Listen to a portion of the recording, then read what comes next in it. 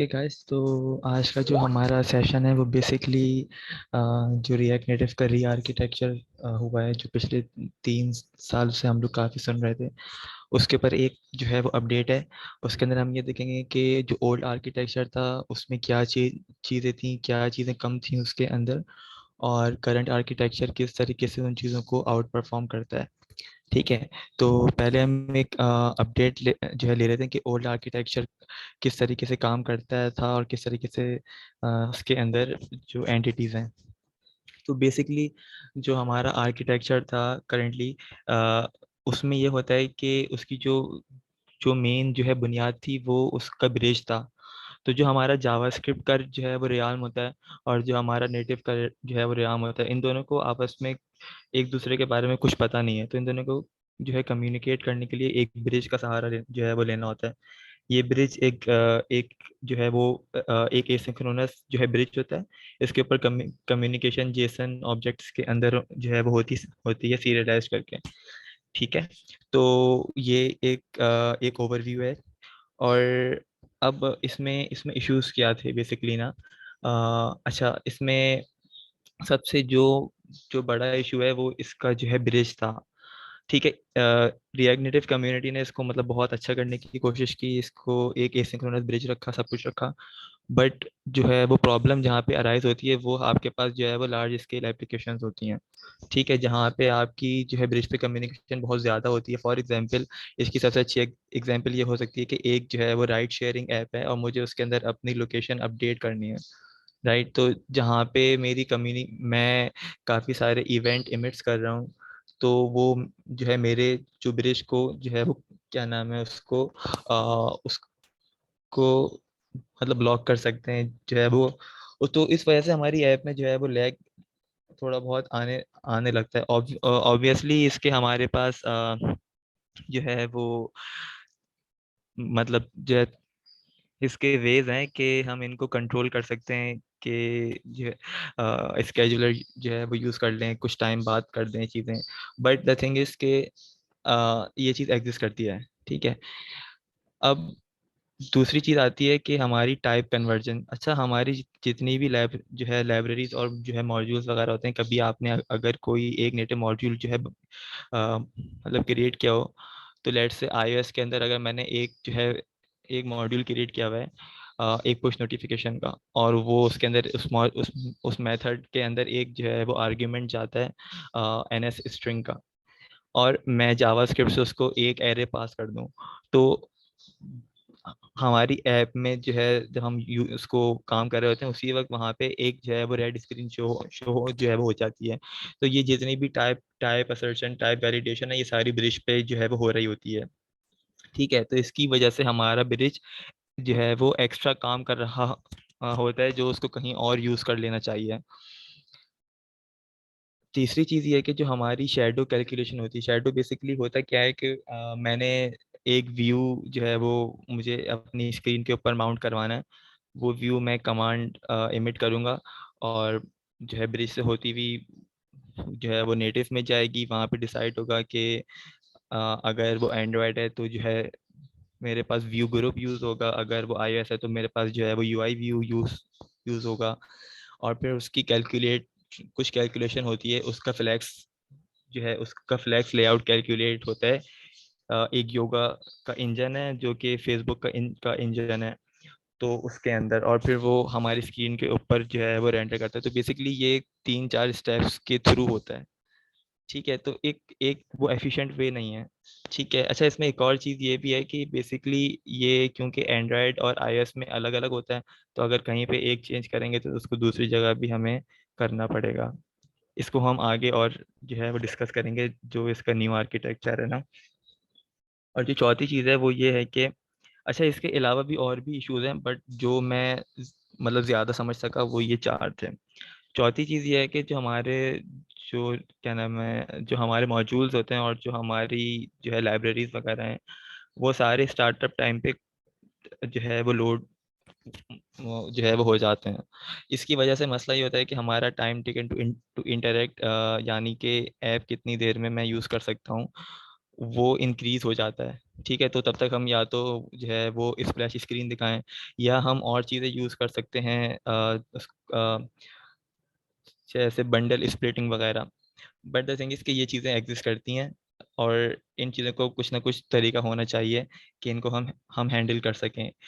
ठीक है, मतलब जो हमारा जो एक नेटिव मॉड्यूल है, जो मुझे अपनी होम स्क्रीन पे यूज़ नहीं करना, वो मुझे तीसरी चौथी स्क्रीन में यूज़ करना है, तो वो मुझे स्टार्ट में लोड कराने का क्या फ़ायदा उसको। वो उसी वक्त जो है वो लोड है जब मुझे उसको उसको यूज़ करना है। ठीक है, तो ये कुछ इश्यूज हैं जिनमें सबसे जो बड़ा मसला मैं कहूँगा वो एक ब्रिज का मसला है। ठीक है, कम्युनिकेशन का मसला है। दूसरा टाइम टेकन टू इंटरेक्ट का मसला है। ठीक है, तो यहाँ तक किसी का कोई क्वेश्चन है? ठीक है, अब हम आगे चलते हैं। अच्छा, एक मिनट। यस, तो अच्छा, आगे चलने से पहले मतलब री आर्किटेक्चर जो इसका हुआ है, वहाँ पर जाने से पहले मैं एक चीज़ को डिस्कस करना चाहूँगा। वो बेसिकली जो है वो JSI है। JSI बेसिकली ये उसका मतलब है जावा स्क्रिप्ट इंटरफेस, और ये C++ की एक लेयर है जो कि हमारे अब करंट आर्किटेक्चर में एग्जिस्ट करती है, इस ब्रिज की जगह पे।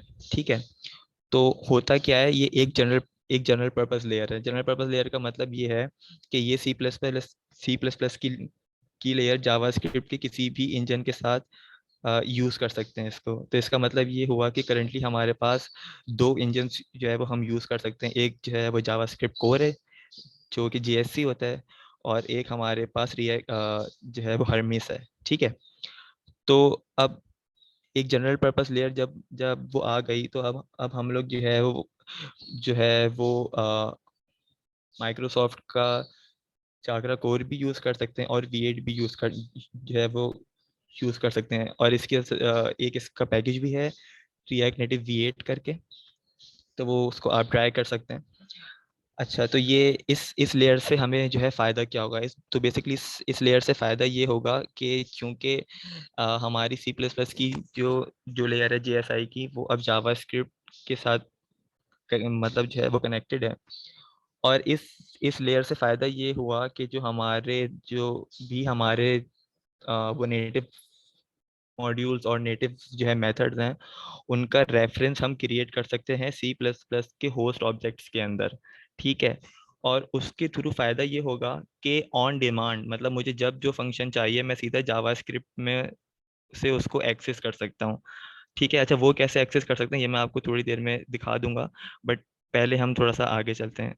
ठीक है, तो JSI का कॉन्सेप्ट ये है, और ये बहुत इंपॉर्टेंट है, और करंटली JSI पे काम भी होता है। और ठीक है, तो उसमें बेसिकली जो री आर्किटेक्चर की और चीज़ें हैं, जैसे कि जो है वो टर्बो मॉड्यूल्स वगैरह, वो चीज़ें जो है वो नहीं है। तो मैंने एक दो लिंक्स उसके भी अटैच किए हैं, कि अगर सिंपल आप देखना चाहते हैं कि भाई मैं सिंपल JSI कैसे यूज़ कर सकता हूँ, कि मेरा C++ का कोड मैं डायरेक्टली जो है वो जावास्क्रिप्ट से यूज़ करूँ। ऑब्वियसली ये मतलब बहुत जो है बेनिफिशियल है। इसकी सबसे अच्छी example react native vision camera है, जो कि उसके फ्रेम उसके उसका जो कोड है फ्रेम प्रोसेसर्स का, वो पूरा C++ के अंदर जो है वो लिखा हुआ है। ठीक है, यहाँ पे कोई क्वेश्चन है? तो ये जो सी प्लस प्लस का कोड है, ये एंड्रॉयड आईओएस दोनों पे सपोर्टेड है? यस, तो बेसिकली होता क्या है कि एंड्रॉयड के लिए आपको करने के लिए आपको जो है वो JNI यूज़ करना होता है। ठीक है, जावा नेटिव इंटरफेस। ठीक है, तो एक ब्रिज होता है छोटा सा, जो कि एंड्रॉयड स्टूडियो में ही उसकी फाइल्स क्रिएट होती हैं। ठीक है, तो आप बेसिकली ये करते हो कि आप अपनी जावा की फाइल में एक मेथड डिफाइन करते हो आप नेटिव करके, और वो मेथड फिर आप जो है वो उसकी डेफिनेशन आप देते हो उसकी C++ की फाइल में। ठीक है, और जो ऑब्जेक्टिव सी है, ऑब्जेक्टिव सी में उसका एक एक्सटेंशन होता है .mm करके, तो जहाँ पे आप C++ और ऑब्जेक्टिव सी का कोड एक साथ लिख सकते हो। ठीक है, तो उसके थ्रू आप जो आपकी एग्जिस्टिंग जो है वो लाइब्रेरीज हैं वो सारी कम्युनिकेट कर सकती हैं। सो ठीक है, मैंने इवेंचुअली बोलो। सी प्लस प्लस का जो कोड है वो आईओएस को भी सपोर्ट कर रहा है, एंड्रॉयड को भी? यस, यस, ठीक है, मैंने इसके लिंक्स जो है वो अटैच किए हैं, कि हम ये देख सकते हैं कि हम कैसे अपना एक सिंपल एक जो है वो एक मल्टीप्लाई का मेथड या कुछ भी वो हम C++ के अंदर क्रिएट करें, जो है वो जावा में और ऑब्जेक्टिव सी के अंदर, और उसको हम जो है वो रिएक्ट नेटिव के अंदर जावा स्क्रिप्ट के रन टाइम से उसको उसको डायरेक्टली एक्सेस कर लें। ठीक है। अच्छा, आगे चलते हैं। ओके, तो ये कुछ न्यू आर्किटेक्चर की एक डायग्राम है, ओवरव्यू है। तो इसमें जो सबसे मेन चीज़ है वो JSI थी, जो कि हमने बीच में जो है वो पहले डिस्कस कर लिया कि वो एक C++ की एक लेयर है जो कि हमारे किसी भी इंजन के साथ कनेक्ट हो सकती है। इसमें जो दूसरी इंपॉर्टेंट चीज़ है वो बेसिकली कोड जेन है। अच्छा, कोड जेन क्या है? तो जैसे मैंने एक पॉइंट डिस्कस किया था कि हमारे जो भी हमारे जो है वो मॉड्यूल्स वगैरह हैं उनकी टाइप कन्वर्जन होती है हमारे ब्रिज के ऊपर। ठीक है। तो होता क्या है, अब कोड जेन से ये रिएक्ट नेटिव की एक एक लाइब्रेरी है, और आप ये करते हो कि आप जो है वो एक जावास्क्रिप्ट का कोड लिखते हो। ठीक है। लैंग्वेज जो होती है वो जावास्क्रिप्ट होती है, बट उसके अंदर जो है वो टाइप टाइप एनोटेशन के लिए हम लोग यूज़ करते हैं फ्लो को। ठीक है, फ्लो। फ्लो आप लोगों ने नाम नाम सुना होगा। तो फ्यूचर में इन लोगों का गोल है कि टाइप स्क्रिप्ट की सपोर्ट भी जो है वो इसके साथ लेके आएंगे। बट द थिंग इसकी ये काम क्या करती है, JS स्पेक फाइल में आप बेसिकली इंटरफेस जो है वो डिफाइन करते हैं कि जो मेरा नेटिव मॉड्यूल है, अगर वो एक पुश नोटिफिकेशन का मॉड्यूल है, तो जो जो मेरा उसके अंदर 3-4 मेरे जितने भी जो है मेथड्स हैं उनका सिग्नेचर क्या होगा। ठीक है। उनके अंदर जो है वो उसकी रिटर्न टाइप क्या होगी, उसका आर्ग्यूमेंट क्या होगा। और ये जब आप कर लेते हैं तो आप बेसिकली आप जो तो होता क्या है, जो कोड जो है ना, फिर इस स्पेक फाइल के थ्रू वो एक इंटरफेस क्रिएट करता है जो कि आप अपने जो है वो नेटिव मॉड्यूल के साथ इम्प्लीमेंट करते हैं। ठीक है। तो इम्प्लीमेंट करने से ये होगा कि टाइप सेफ्टी आ गई। अब आपने JS स्पेक फाइल एक दफ़ा लिखी है जो कि iOS में भी काम करेगी और वो एंड्रॉयड में भी काम करेगी। ठीक है। तो टाइप सेफ्टी आ गई, तो अब जो हमारा जो ब्रिज पहले ये इसके ऊपर अपना टाइम ज़ाया कर रहा था, वो इसके ऊपर टाइम ज़ाया नहीं करेगा। ओके। तो ये फाइल कैसी होती है मैं आपको वो दिखाना चाहूँगा। JS स्पेक फाइल कैसी होती है? JS स्पेक फाइल इस तरीके की होती है। ठीक है। ये बेसिकली फ्लो के अंदर लिखी हुई होती है, और ये मैंने एक जो है वो मॉड्यूल बनाया था जो सिंपल जो है वो एक कंसोल लॉग करता है वो एंड्रॉयड स्टूडियो के अंदर। ठीक है। तो यहाँ मैंने उसकी टाइप लिखी हुई है, उसके उसके जो है वो आर्ग्यूमेंट्स लिखे हुए हैं। तो इसके कुछ जो है वो रूल्स हैं, ये फाइल कैसे काम करती है, तो वो इस वक्त स्कोप से बाहर है, बट मैंने लिंक्स अटैच किए हैं तो आप वहाँ से देख सकते हैं। ठीक है। तो ये स्पेक फाइल, अब ये जो स्पेक फाइल है डीलॉग एक मॉड्यूल है, उसकी जो स्पेक फाइल है ये जो है वो जनरेट कहाँ पे होती है, ये मैं आपको दिखाना चाहूँगा।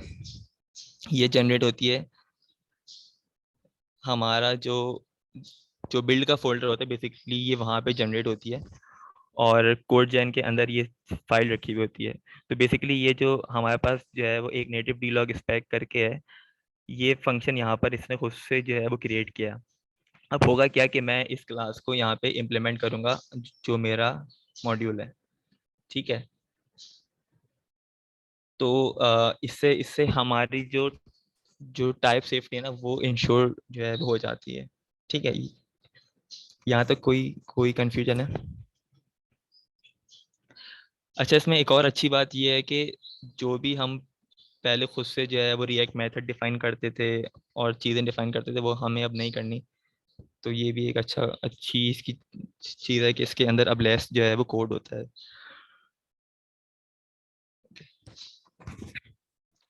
चलिए वापस कंटिन्यू करते हैं इसको। ठीक है। तो कोड जेन का ये कॉन्सेप्ट है।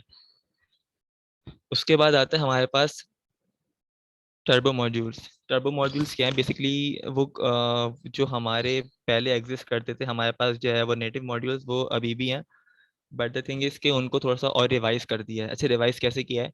इनका जो जो गोल है वो ये है कि जो मैंने एक पॉइंट डिस्कस किया था कि हमारी सारी लाइब्रेरी सारे नेटिव मॉड्यूल्स एक साथ लोड हो जाते हैं। ठीक है। तो करेंटली अब टर्बो मॉड्यूल्स के थ्रू ये नहीं होता। तो जो मुझे ऑन डिमांड चाहिए ना उसी वक्त चलेगा। ठीक है। कहने का मकसद ये है कि जब मैं उस लाइब्रेरी को इंपोर्ट कर रहा हूँ या फिर रिक्वायर कर रहा हूँ, उसी वक्त वो लाइब्रेरी जो है वो लोड होगी। तो इससे हमारा जो स्टार्टअप टाइम है वो डिक्रीज हो जाता है। ठीक है।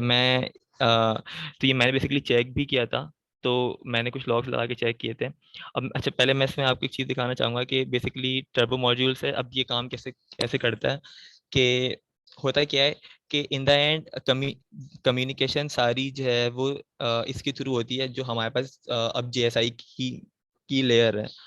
होता क्या है कि टर्बो मॉड्यूल्स की जो है वो उस टर्बो मॉड्यूल्स की जो भी रजिस्ट्री है वो एक्सपोज होती है हम इस JSI के थ्रू हमारे जावास्क्रिप्ट के पास, और फिर हम उसको यूज कर सकते हैं। ठीक है, तो ये मैंने जो है वो डिबग किस तरीके से किया, मैं आपको वो दिखाता हूँ कि इसकी जो है वो रजिस्ट्री कहाँ पे क्रिएट होती है। मैंने ये स्पेक फाइल लिखी थी यहाँ पे जावास्क्रिप्ट के अंदर, ठीक है, और ये turbo module registry react native से इंपोर्ट हो रहा है। अब इसकी जो जावास्क्रिप्ट की फाइल है उसमें क्या हो रहा है, ठीक है, तो बेसिकली ये फंक्शन कॉल होता है जब भी हम किसी मॉड्यूल मॉड्यूल को रिक्वायर करते हैं। तो यहाँ पर मैंने एक चीज़ देखी थी, ये तो बेसिकली टर्बो मॉड्यूल प्रॉक्सी, ये बेसिकली एक फंक्शन है जो कि हमारा C++ के अंदर लिखा हुआ है, और ये बेसिकली जो है वो JSI के थ्रू हमारी जावास्क्रिप्ट के अंदर अवेलेबल है। ठीक है, अच्छा ये कैसे मैंने देखा, मैं आपको एक एक पॉइंटर दे देता हूँ। पॉइंटर ये है बेसिकली यहाँ पे C++ की मतलब मतलब अगर आप न्यू एक प्रोजेक्ट इनिट इनिट करेंगे ना, तो उसमें ये सारी चीज़ें होंगी, तो वहाँ से आप इसको जाके आप डिबग कर सकते हैं। अच्छा, इसमें एक चीज़ है हमारे पास, ये यहाँ पे हम लोग जो हमारा जो भी जो भी जावास्क्रिप्ट का रन टाइम है उसके अंदर हम एक जो है वो प्रॉपर्टी सेट कर रहे हैं टर्बो मॉड्यूल प्रॉक्सी की, और उसके अंदर ये वाला मेथड जा रहा है JS प्रॉक्सी का, जो कि इन द एंड हमारे जो हमारे मॉड्यूल्स हैं, वेट अ मिनट, उनको उनका एक जो है वो होस्ट ऑब्जेक्ट जो है वो क्रिएट करता है, और उसके उसके थ्रू हम अपनी जावास्क्रिप्ट से और C++ के दरमियान कम्युनिकेशन कर सकते हैं। तो यहाँ पे जो मतलब ब्रिज की नीड थी ना, अब वो नहीं है। अब सिंपल JSI को हमें ये कहना है भाई मुझे ये ऑब्जेक्ट चाहिए, वो बोलेगा ये लो। ठीक है, तो ये एक बहुत ज़बरदस्त चीज़ है, और इससे और चीज़ें हमारे पास ओपन हो जाती हैं, जो मैं जैसे मैंने बात कही ना कि एक जो है रिएक्ट नेटिव विजन कैमरा और जो है री एनिमेटेड, ये सारी C++ के ऊपर लिखी हुई हैं। तो हमारी सी हम अब हम C++ को यूज़ कर सकते हैं अगर हमें कोई भी जो है वो मतलब जो है वो परफॉर्मेंट चीज़ें चाहिए। जैसे इसकी एक और अच्छी एग्जांपल है, रिएक्ट नेटिव MMKV करके नाम है एक पैकेज का शायद, और वो बेसिकली जो है वो एसिंक स्टोरेज का ऑल्टरनेटिव के तौर पे उन्होंने कहा है कि हमने इसको C++ में जो है वो इम्प्लीमेंट किया है, और जो उन्होंने उसकी टाइमिंग्स दी थी ना कि कितनी देर में एक चीज़ जो है वो रीड और राइट हो रही है, तो वो काफ़ी कंपैरेटिवली काफ़ी कम थी। ठीक है, तो हम ये सब खुद भी जो है वो ट्राई कर सकते हैं, मैंने लिंक्स लगाए हैं, तो हम सब मतलब ये वो चीज़ है जो हमें मतलब जो है वो इसको एक शॉट देना चाहिए कि हम C++ को कैसे जावास्क्रिप्ट में जो है वो डायरेक्टली एक्सेस कर सकते हैं। ठीक है, यहाँ तक कोई कोई कंफ्यूजन है? Fine. ठीक है, जो तीसरी चीज़ है हमारे पास वो फैब्रिक है। फैब्रिक बेसिकली जो हमारा करंट जो है वो जो रेंडरिंग सिस्टम था उसकी अपडेट है, और इन्होंने ये किया है कि फैब्रिक को पूरा C++ के अंदर जो है वो लिखा है। ठीक है, अच्छा इससे इससे फायदा क्या हुआ, फायदा ये हुआ कि इंटर ऑपरेबिलिटी आ गई। कहने का मकसद ये है कि करंट मतलब इससे पहले मतलब वो जो है वो एंड्रॉयड और iOS के लिए जो है सेपरेट काम करना होता था। अब इन्होंने एक अपना जो है वो मतलब एक सिस्टम लिख दिया जो है फैब्रिक का, और अब वो सब मतलब सारे जो है वो जितने भी हमारे पास प्लेटफॉर्म सपोर्टेड हैं उनके साथ इंटीग्रेट हो जो है वो चीज़ हो सकती है। और इसकी सबसे अच्छी बात यह है कि इन्होंने इसको इस तरीके से किया है कि सिर्फ ये लोग जो है वो एंड्रॉयड iOS और विंडोज़ पे ना रहें, इसको जो हमारी जो PS की एप्स होती हैं, जो प्ले स्टेशन की एप्स हैं, उसके लिए भी ये चीज़ हम कर सकते हैं, क्योंकि इनका एक ब्लॉग मैं उस वक्त देख रहा था तो ये चीज़ वहाँ पे लिखी हुई थी। तो इसका फ़ायदा ये होता है कि जो हमारा शेडो ट्री है ना वो अब C++ के अंदर क्रिएट होता है। तो हम अपनी जितनी भी हमारी UI के मेथड्स हैं वो हम सिंपल जैसे हम जो है वो टर्बो टर्बो मॉडल के साथ काम कर रहे थे कि हम सीधा जावास्क्रिप्ट से एक्सेस कर सकते हैं, वो सेम हम इस फैब्रिक के साथ भी कर सकते हैं। ठीक है, कि हम डायरेक्टली अपने कंपोनेंट का जो है वो रेफरेंस बना के और उसके ऊपर उसके जो भी जो है वो रेफरेंस मेथड है वो सारे कॉल कर सकते हैं। ठीक है, यहाँ तक कोई क्वेश्चन है? अच्छा, आगे चलते हैं। सॉरी। अच्छा, ये थोड़ी बहुत चीज़ें मैंने और समराइज की हैं। अ, जो हमारे भी होस्ट कंपोनेंट्स हैं, यानी कि व्यू टेक्स्ट टैग्स वगैरह, इन्होंने अब इसको जो है बाय डिफॉल्ट अब जो है वो लेजी लोड जो है वो होते हैं। दूसरी चीज़ ये है कि हमारा जो मतलब न्यू जो है रेंडरिंग सिस्टम है ना, उसका एक बेनिफिट क्या है? उसका बेनिफिट ये है कि अ, हमें सिर्फ एक मतलब हम, क्योंकि वो बेसिकली जो है वो सी प्लस प्लस में लिखी हुई है, तो वो हमें सब पे वो चीज़ प्रोबेबली नहीं करनी होगी। तो इन्होंने एक एग्जांपल दी थी कि हमारे पास जो है व्यू फ्लैटनिंग एक कॉन्सेप्ट होता है, उसमें ये होता है कि लेट्स से मेरे पास एक व्यू है, उसके अंदर मैंने जो है वो जो है सिर्फ मार्जिन दी हुई है, और सेकंड भी है उसके अंदर मैंने सिर्फ जो है वो पैडिंग दी हुई है, और उसके अंदर मैंने जो उसका चाइल्ड है वो मैंने एक बटन रखा हुआ है। तो ये जो ऊपर के दो व्यूज हैं ये सिर्फ कुछ भी नहीं कर रहा है, सिर्फ जो है वो पैडिंग और मार्जिन ऐड कर रहे हैं। तो होता है क्या है, जब हमारा ट्री क्रिएट होता है ना, तो उस वक्त जो है व्यू फ्लैटनिंग इम्प्लीमेंट होती है, और इन दोनों व्यूज को एक व्यू में कन्वर्ट कर दिया जाता है। ठीक है, और इन दोनों के स्टाइल्स को आपस में जो है मर्ज कर दिया जाता है। तो ये बेसिकली एंड्रॉइड के लिए किया गया था, बट ये अब जो है वो iOS में भी है। ठीक है। अच्छा, मैं बल्कि वो एंड में डिस्कस करते हैं। अच्छा, एक और चीज़ हमने डिस्कस की थी टाइप सेफ्टी की। तो अब कोडजेन के थ्रू जो हमारा सोर्स ऑफ ट्रूथ है वो एक जावास्क्रिप्ट की स्पेक फाइल है। ठीक है। तो अगर हम ये नहीं यूज़ करते हैं ना, तो हमें खुद से इन चीज़ों को इंश्योर करना करना जो है वो पड़ता है कि टाइप सेफ्टी रहे। तो ये एक बहुत अच्छी चीज़ है कोडजेन। दो और चीज़ें, एक जो है वो रिएक्ट सस्पेंस है, और एक रिएक्ट कॉन्करेंट फीचर्स है। मैंने इनको एक्सप्लोर नहीं किया, बट रिएक्ट सस्पेंस को रिएक्ट वाले जो है काफ़ी ज़्यादा जो है वो रेकमेंड करते हैं, क्योंकि ये लोग इसको जो है वो रिले के साथ भी यूज़ करते हैं। तो इसको अगर कोई देखे तो वो मतलब जो है वो इसके ऊपर शेयर करे, मैंने इसके लिए भी लिंक्स अटैच किए थे। ठीक है। अच्छा, मतलब अगर हमें इस जो है वो न्यू आर्किटेक्चर का फ़ायदा लेना है तो हम कैसे ले सकते हैं? तो बेसिकली आप सिंपल एक एक जो है वो ऐप क्रिएट करें, बट उसको जो है जब आप जो है वो रन करें तो iOS और एंड्रॉइड पे एक एक चेंज चेंज करना है। ठीक है। तो iOS पे आपको प्रॉब्ली ये वाली कमांड रन करनी है RCT न्यू के साथ पॉड इंस्टॉल तक, और एंड्रॉइड पे आप सिंपल जाके जो आपके पास जो है वो ग्रेडल डॉट प्रॉपर्टीज की फाइल है, उसमें इस बुलियन की फ्लैग को ट्रू कर दें। तो जब आप ऐप को रन करेंगे तो आपके पास यहाँ पे ना जो है फैब्रिक ट्रू लिखा हुआ आना चाहिए आपका जो बंडलर है। ठीक है। अच्छा, ठीक है। यहाँ तक कोई क्वेश्चन है? ओके। ओके, तो जो इनके मतलब फ्यूचर जो है वो प्लान्स है वो इतने ज़्यादा अभी इनकी जो ब्लॉग है वहाँ पे लिखे हुए नहीं है, बट इन्होंने थोड़े बहुत जो है वो हाईलाइट किए हैं। उनमें एक तो जो है वो अब से हर्मिस, क्योंकि इनका डिफ़ॉल्ट इंजन है, तो सारी डॉक्यूमेंटेशन टेम्पलेट्स में हर्मिस को ये लोग जो है वो रेफ़र कर रहे होंगे। और एक्सेसिबिलिटी के इश्यूज को इन्होंने काफ़ी सारा जो है वो इस वक्त फिक्स किया है। उसके ऊपर इन्होंने एक लेटेस्ट जो है वो ब्लॉग भी मतलब अपना अब जो है वो अपलोड किया है। और तीसरी चीज़ जो है वो टाइप स्क्रिप्ट की सपोर्ट है, जब भी हम लोग जावास्क्रिप्ट की स्पेक फाइल्स जो है वो लिख रहे होंगे कोड जेन के लिए, क्योंकि अभी वो सिर्फ जो है वो सिर्फ फ्लो को सपोर्ट करता है। ठीक है। फाइन। अच्छा, यहाँ पे मैंने कुछ लिंक्स अटैच किए थे।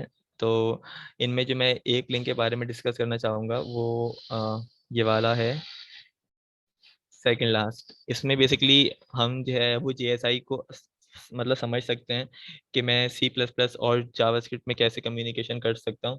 बट द थिंग इसके ये टर्बो मॉड्यूल्स को यूज़ नहीं करता। ठीक है। तो ये इसलिए अच्छा है कि आपको समझ में आ जाएगा कि बेसिकली JSI कैसे काम कर रही है, और फिर आप उसके बाद आप जब री आर्किटेक्चर आप से उसको आप कंपेयर करेंगे तो आपको भी चीज़ें और क्लियर क्लियर होंगी। ठीक है। तो ये मैंने उसी तरीके से इस चीज़ को जो है वो डिफरेंशिएट किया था कि अब टर्बो मॉडल में किस तरीके से काम हो रहा है, तो वो काम इसी तरीके से हो रहा है। ठीक है। तो ये अपडेट्स थी मेरे पास। किसी का कोई क्वेश्चन है? ये करंट प्रोजेक्ट्स में अगर चेंज करते हैं तो उस पर क्या इम्पैक्ट होगा? देखिए, करंट प्रोजेक्ट में अभी शायद अजमीर भी मुझसे उस दिन कुछ डिस्कस कर रहा था, उसके पास इशू आया था। तो प्रॉबेबली इसके लिए मेरे ख्याल में जो है वो बेस्ट ये है कि हम एक न्यू जो है वो प्रोजेक्ट इनिट करें और उसके अंदर फाइल्स जो है मूव करें, क्योंकि या फिर जो इनका इनकी एक वेबसाइट है रिएक्ट नेटिव अपग्रेड करके, तो वहाँ पे शायद इन्होंने कोई चीज़ ज़रूर वहाँ पे जो है वो पोस्ट की होगी, तो अगर कोई वो चीज़ देखता है तो फिर ज़रूर बताए, ये हम लोग वो तो करंट वाले को भी। वो तो कोड लाइब्रेरी अपग्रेड बताएगा ना, लेकिन अगर कोई ऐसी लाइब्रेरी है जिसको हमने ब्रिजिंग के थ्रू बनाया हुआ है, कस्टम लाइब्रेरी है, हम्म तो उसको हमें उसका अपलोड, क्या कर। तो उसको उसको हमें अपडेट करना होगा, ठीक है। अच्छा जो है वो बाय डिफॉल्ट जो है वो ओल्ड आर्किटेक्चर पर आपकी ऐप रन होगी अनटिल एंड अनलेस क्या आप इसको, जो मैंने यहाँ पे 2 फ्लैग्स बताए थे, इनके थ्रू आप ऐप को रन करते हैं, ठीक है। तो अगर आप इनके थ्रू ऐप को रन करेंगे तो फिर आपको अपनी जो है वो लाइब्रेरीज को माइग्रेट करना होगा। अच्छा उसके लिए इनकी जो जो लाइब्रेरीज जो है वो माइग्रेट करने की सपोर्ट है वो अच्छी है, बट उसमें चीज़ें बहुत ज़्यादा कॉम्प्लिकेटेड हैं और चीज़ें मतलब पूरी है भी नहीं। तो मैं इसके ऊपर एक चीज़ मतलब बेसिकली जो है वो लिख भी रहा था, तो मैंने एंड्रॉयड के लिए तो वो चीज़ कर ली थी कि हम एंड्रॉयड में एक टर्बो मॉड्यूल कैसे क्रिएट वगैरह कर सकते हैं, उसको यूज़ कर सकते हैं, तो मैं iOS पे कर रहा था वो। तो मैं जब वो हो जाएगा तो मैं वो आर्टिकल आप लोगों के साथ शेयर करूंगा। But in the mean time अगर आप लोग देखना चाहें तो तो ज़रूर इन्होंने एक बहुत अच्छी चीज़ दी हुई है, उसको हम देख सकते हैं। Yes.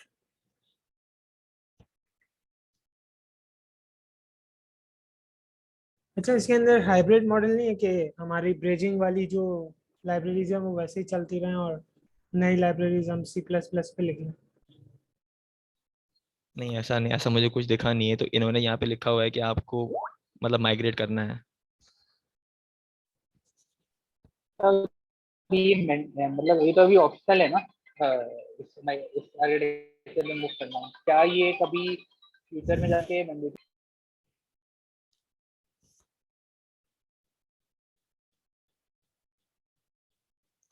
सॉरी ये आवाज़ चली गई मेरे ख्याल में, हमजा भाई दोबारा बोलें।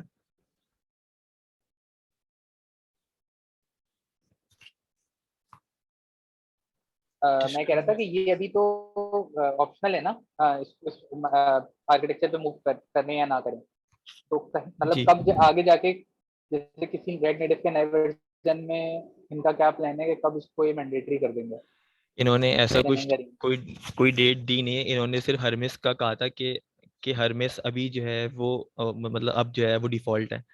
तो इन्होंने इसके लिए कोई डेट नहीं दी है, ना इसके बारे में कोई जो है वो बात की है, क्योंकि अभी भी इनकी काफ़ी सारी चीज़ें जो है वो एक्सपेरिमेंटल हैं, कि इनकी डॉक्यूमेंटेशन काफ़ी सारी अभी तक जो है वो एक्सपेरिमेंटल है, मतलब जो है वो सब्जेक्ट टू चेंज है। तो इस वजह से अभी काफ़ी टाइम तक ये लोग नहीं चेंज करेंगे डॉक्यूमेंटेशन में। अगर आप इसको एक दफ़ा मतलब इसके थ्रू आप इसको देखेंगे ना तो आपको समझ में आएगा कि काफ़ी सारी चीज़ें इन्होंने एक्सपेरिमेंटल लिखी हुई हैं। सही।